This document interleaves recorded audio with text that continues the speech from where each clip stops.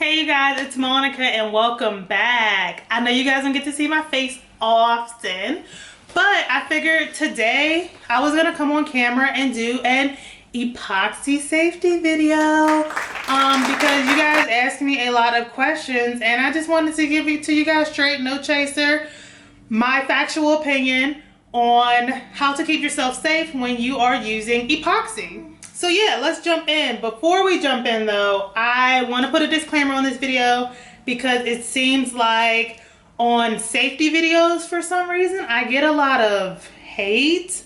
So if you're one of those haters, you can exit stage left. If you are one of the bright tone fanatics who are planning on coming in the comments and saying that I would rather use 20 coats of bright tone than to put my 23-year-old son who still lives at home in the danger than bringing epoxy into my home, you also can exit stage left because yeah, you just can't. So this is happy positivity here. We don't do all that. We don't do all that. My people, y'all know me. We don't do all that. Especially if you're one of those people who like, you talk about like the damaging effects of epoxy on like the air and the environment, but you still take planes and you don't drive a Tesla. Girl, make it make sense. Like you're okay with hopping on a plane and polluting the whole world, but you're not okay with whatever. Anyways, this not for you, baby girl. Enjoy the bright tone. Y'all know how I feel about bright tone and they're fanatics. So this is for the people who want to know and learn about how to use epoxy safely. So I got y'all, let's do this. All right, y'all, let's get into it. So the first thing that I want to touch on is what makes epoxy. And when I say epoxy, I'm talking about two-part epoxy, resin hardener, epoxy resins, all that. So when you see me using those terms, when you hear me saying epoxy, I'm referring to all of that. So just in case you're wondering, I'm referring to all of it. So the first biggie I want to hit on is what makes epoxy so dangerous. So there's a couple of things that I know that make epoxy dangerous. The first one that a lot of people talk about, you see on a lot of labeling, you see in a lot of product descriptions, are VOCs, volatile organic compounds. Essentially what these are the fumes that are emitted either from, if we're talking about a two-part epoxy, either from the resin, the hardener, or the chemical reaction that happens when you put those two things together. Those fumes that are created, you know, from those products. And so that is the first thing that can make it dangerous. What makes it dangerous exactly? Inhaling those fumes can cause adverse side effects. Throat irritation, eye irritation, give you like a dry cough. Asthma, yes, you could develop asthma if you're not properly protecting yourself from epoxy. That's just a fact. Like I said, I'm gonna give it to y'all straight, no chaser. Y'all know I'm in aesthetic school, and it's funny because people, when I wax people, are always like, "Is it gonna hurt?" I'm like, "Baby, I'm ripping your hair from the root." There's no cute way to say that. I'm pulling it out with epoxy. If you don't protect yourself, yeah, girl, you could get a chronic health condition like asthma. I want you to be able to breathe freely. So let's be safe. So yeah, so those, when products say low VOCs, that's very important because they're saying the fumes are at a low. So especially if you protect yourself, they shouldn't irritate you or bother you. That's not a guarantee. Definitely not a guarantee. It's not odorless. It's not a guarantee, but it's saying that if you take steps to protect yourself the best you can, you lessen your chances of these things happening to you. So always protect yourself. The second thing that makes it dangerous is touch. And so epoxy, and we'll talk about PPE in a minute and how to protect yourself, but if epoxy gets on your skin, it could irritate your skin. Especially if you leave, like you don't see it and you leave it on there and then you start to notice like your skin is itching. Now you got to go like scrub your skin, get it off, and it could still itch for hours afterwards, if not longer. And now you have that sensitization to it on your skin. So those two things make epoxy, you know, dangerous. And I'm using the word dangerous to really drive home that you need to protect yourself. Not trying to scare nobody. this is a safety video. We got to keep it factual. So epoxy getting on your skin can also be dangerous, can also lead you to have an allergic reaction, have irritation, redness, all of that type of stuff. So when we talk about PPE, we'll also talk about protecting our skin. And I know I said all that, and like I don't want to scare y'all, because like even things like Lysol and Clorox cleanup have VOCs. They're chemicals. They're chemicals that we use to clean our house with. They have a VOC number. And so I'm not saying like only like things like epoxy have this going on and like these are the things that are gonna kill you. It's not like that. And so when we talk about also like protecting ourselves and like kind of moving into the PPE part of it all, environmental protection. How can we protect ourselves better in our homes? And so especially if you're doing it like in like your spare bedroom or anything like that, like you're not like in the garage with the door all the way up kind of thing.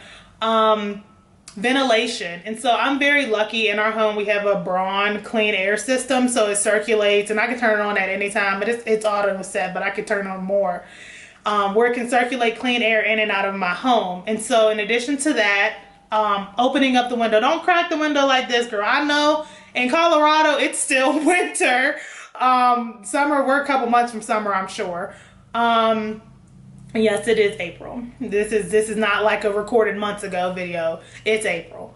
And so opening up the window nice and wide, really getting that air out of the room, turning on the fan, helping move that air, doing those type of things. Even if you have like a standalone fan, if you could put it on reverse and have it kick that air out the window, you're just helping yourself. Because circling back to like tying these two together, the VOCs, you can actually, if you're in like an enclosed space, you can concentrate those VOCs, which are gonna have you, can make you have a more intense adverse reaction. And so think about it like this.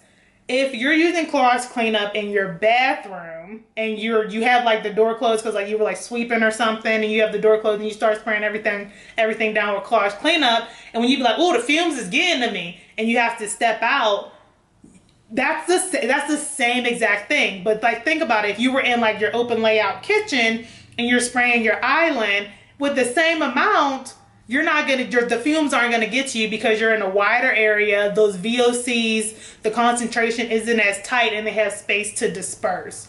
And so and I know I'm doing a lot of hand motion. I like to talk with my hands. Please excuse me if that annoys you. I'm sorry, that's just me. Think about it like that. So the smaller the room, the tighter the concentration of VOCs, even more you need to protect yourself and try to create an environment that is safe for you to craft in. Open air, a little better. Like if you're in your garage, it's summertime, you can have, like I said, you can have the door up and really like give yourself a lot of fresh air coming in and out. Still need to protect yourself, but it won't be as intense. All right, so next let's talk about PPE, our personal protective equipment. And if you're like me, like you ever work like in a shop floor or anything like that, something you're very familiar with, same exact concept. And so there are like a few core things, especially for beginners, that I think that you always need to wear and you always need to have. First one being long sleeve shirt. You're gonna wear a long sleeve shirt when you craft. It protects us from getting that epoxy on our skin. So yes, important, wear a long sleeve shirt. Me personally, I like a good apron. I'm one of those people who I'd be like, oh, I'm just gonna epoxy just like this, and that'll be the day that I get like epoxy all over my shirt and it completely ruins my shirt. And so I don't even want to ruin like my craft clothes. And so I like a good apron. I keep an apron in my craft room and also keep an apron down in the garage for when I spray paint, because you just never know. So long sleeve shirt, apron. Next thing, gloves. We want to protect those hands, especially if you're a tumbler maker and you're using your hands to apply that epoxy. You're going to want to protect them because again, we're dealing with a chemical, an irritant. You want to protect yourself. Nitrile gloves. And so I know like other gloves are cheaper, especially right now because the Papa John's we're in. But wearing nitrile gloves is very important because latex can cause a chemical reaction with epoxy. And I don't know if a lot of people know this, but it can. And so you can go do there's research you can go look up and everything. It's out there. But yeah, just wearing nitrile gloves is very important. Lesses the chances of you creating an additional hazard just trying to protect yourself. So if you can get nitrile gloves, Highly, highly recommend that you do. The safest way to protect your hands. The next one is goggles. So I actually have the over the glasses goggles because I have goggles. I mean, I have glasses and they're pretty big ones. And so I just buy the plastic over the glasses goggles that I can just put on top of these and go about my day because we want to protect our eyes. You may not think of epoxy as something that could splash up, but like for example, like if you're using like ones that like pump, or if you're like me, like I crouch down and I like be trying to, when you have to measure by volume and like you're trying to eye it, if I accidentally knock it over, or if it might, you know, splash or something for some reason, you don't want it to get in your eyes. I'm sure that would never happen to me and I don't want it to happen to me. So we have to protect our eyes. And so the next question is one I get all the time. And I understand that when I film and then I come back and do the voiceover, and you guys pretty much only ever see my hands. You never actually see what I'm wearing as far as personal protective equipment or anything like that. And so it's, do I have to wear a mask / respirator? Baby girl, what do the labels say? Does the label say you need to wear a respirator? Yeah, if the label say do it, I suggest you wear it. And I'll talk about what I do in just a minute. But I want to keep saying Hobby Lobby. It's not Hobby Lobby. Harbor Freight actually makes like a $15 respirator. And it's like a disposable respirator. Like you get so many uses out of it. And then when your filters start to get kind of clogged up, you can just throw it away and go buy a new one. It's a great option for people who don't have like the $70 or $80 to spend on like the respirator with the cartridges and everything. So definitely check that out. If they still have it, which they should, because I just looked, you can get, I'll link it below. But yeah, and so you need to, it's the manufacturer's job, and I'll talk about product labeling in just a second.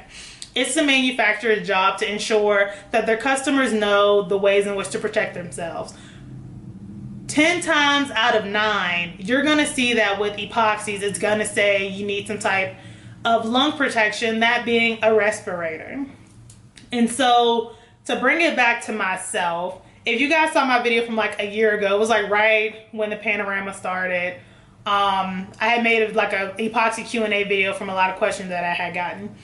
And so in that one, I talked about the type of mask that I chose to wear. So what had happened was I do epoxy in my home. And so I noticed that, and this is when I was like making cups all the time. Y'all know I got the glitter now, and so I don't really get to make a lot of cups like I used to, but like this was when I always had cups on the spinner, always making cups, always epoxying day in, day out, every 12 hours making a new cup, sticking it on the spinner, mixing up a new batch of epoxy. And so I had noticed that I was starting to get sensitized to it, and by that I mean my throat would kind of get scratchy, and then I started to get headaches every now and again. And so I'm like, oh, I need to, and let me, like, y'all, I literally worked on the factory floor. Now, I was the person who would have to send people to respirator training. Send our inspectors to respirator training. Anyways. And so, so yeah, I'm like, oh yeah, I probably do need to be wearing something to protect my lungs, because it seems like as soon as that bad boy hit the back of my throat, I'm either getting like a throat irritation or I'm catching a headache. And so I started wearing, and they were, and in that video I talked about how they were getting really hard to find because of the, you know, the whatever we're in. And so those are they're like the 3M masks. They're like kind of thick, and they have like the filter on it that you can change out, and you can buy the refills. And I would buy those by the 3-pack. And so those worked really well for me. And again, like I said, I was epoxying day in and day out, but for me, that was enough to stop that sensitization that I was getting and to stop me getting the headaches that I was getting. And I know like that was in like April, and I know we had flew back to Mississippi one time, and there was another YouTuber who had made like a video that really scared people because she was talking about her experience. And I just want to say that everyone's experience with epoxy and its side effects are different. Unfortunately, it's like the Caviticus. Like you could get the Caviticus and it could kill you, or you could get it and recover. You could get it and lose your sense of taste. That's just because the panorama we're in, and that's just how bodies work and humans work and things like that. And now, like I said, I know that video scared a lot of people, and unfortunately, there's no straight answer to how you will react to epoxy. Like I said, for me, I have been epoxying probably a year or two at this point, and finally it kind of caught up with me. But wearing just that, not even like a full-blown respirator, but wearing that type of mask was enough to protect me, that the effects that I was getting from it didn't turn into some type of chronic illness. And granted, I could always step it up more and do more and protect myself better, but y'all know I'm gonna keep it real with y'all. I'm gonna keep it 100. I'm not gonna sugarcoat it and be like, I'll be in here on a respirator, girl. I don't. Again, it's a personal choice. I'll always do epoxy with the window open and all that, if not even epoxying down in my garage. So you have to decide what is best for you, but I would never tell you to not wear anything to protect your lungs, because that's just dangerous. So yeah, but you gotta do what's right for you at the end of the day, but protect yourself. And shit, we've been wearing masks for about a year now, so we're all experienced pros when it comes to wearing masks. So wearing masks at this point should be second nature to all of us. And so I don't want to bore you guys and make this like a super long video. So the last things that I want to touch on is product labeling and where can you get information about product safety. Again, I truly feel it is the manufacturer's responsibility to let us know how we can use their products safely, how can we protect ourselves and the people around us if we're choosing to use it like in a setting like our home. And so I've noticed that with the smaller companies, that they will just have the information in the description box, like wear gloves, wear a respirator, do in ventilated area, and they kind of keep it like really simple and general like that, which is fine. It still drives home the point, like protect your hands, protect your lungs, protect the environment. And then you have like bigger companies like an Lights, who are like have their products like in stores that are like in the 50 states, who will actually have something called a safety data sheet, or SDS sheet, that actually goes into the makeup and the chemicals and the reactions and the chronic health conditions that can be associated with those. Like y'all know, like when you see like the gas tankers, how they have like that triangle or diamond with the different numbers in them. Like a safety data sheet is like that, and it explains to you what the numbers are. So it's the exact same thing, and they're like kind of from the exact same standard, which I'm gonna touch on in a minute. And so it goes into that. So definitely look for those, and it goes into how you can protect yourselves from those. And it even like the labeling and the numbers actually be like, oh, it's like a level 1, like it's very mild, low risk of irritation, to like a level 4, which, girl, this may kill you. Just so you know, like you can use it, but it may kill you. And it's not that dramatic, but those safety data sheets definitely have that detailed information. Like I said, for the bigger companies, smaller companies usually don't have them, unfortunately, but for the bigger companies, I know specifically that Lights does have them for all their products. That'll give you that information in case you're looking for it, and it breaks it down to like respiratory, skin, all that, and you can see the level at which it's rated, so you can be an informed consumer and an informed crafter. All right, and so the very last thing that I want to touch on in this video is Fda Compliant Epoxy. And so I get, especially on my wine glass video, people asking, are they safe to drink out of? And so I finally had to put like a disclaimer in the box saying like, I use the Fda Compliant Epoxy, which makes these safe to drink out of. So I'm gonna read off my notebook so I don't say it wrong, and I'll put it on the screen. FDA 21 CFR 175.300. And so you're probably asking, like, what does that even mean? Like, what does FDA compliant mean? And so what that actually means is that the ingredients in the epoxy are generally regarded as safe and meet the standards set forth by the FDA to say that, you know, the chemistry of this is safe enough to be in contact directly or indirectly with your food. And so that's actually what that means. And so that's what makes it so important on things like wine glasses, tumblers, cutting boards, charcuterie boards, things like that. And so if you make tumblers, it is a non-negotiable that this is the epoxy that you have to use on your tumblers. What that FDA standard says is that this product has been evaluated and that the evaluation shows that these are safe for food contact and indirect food contact as well. And so what that means is that it's safe to touch our bodies. It's safe for us. Like if, like I did, y'all seen me do the cutting board and I used the Total Boat. If I were to cover that whole cutting board, I would have needed to use an FDA compliant epoxy because if I'm gonna put food on there, then that epoxy wasn't rated to do that. And that could put me at risk. And so I know that the non-FDA compliant epoxies are cheaper, but you have to buy what the use is. And I can't really stress that enough because I know people want to get started and I know people want to start a little business, get a little extra income pumping on the side. Like, I get it. We're living in a capitalistic society where unless you have 3 jobs, you're poor. Like, girl, look at, I'm sitting here. Well, this don't really pay no bills. But anyways, and so I still got to get up and work my 9 to 5, which is actually a 6 to 4. And I'm going to school. Y'all know what I mean. And so, but it's very important that you're using products that aren't going to put you at risk or put your customer at risk.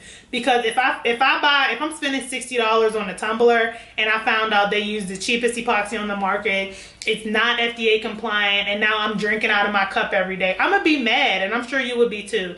So spend that money and buy the FDA compliant epoxy. Like I said, for tumblers, cutting boards, stuff like that, anything that's like related to like a food product, wine glasses, it's just really a non-negotiable. And I hate to be like that, and I don't want to try to be like, you know, like a little stick in the mud, but spend the money, get that epoxy.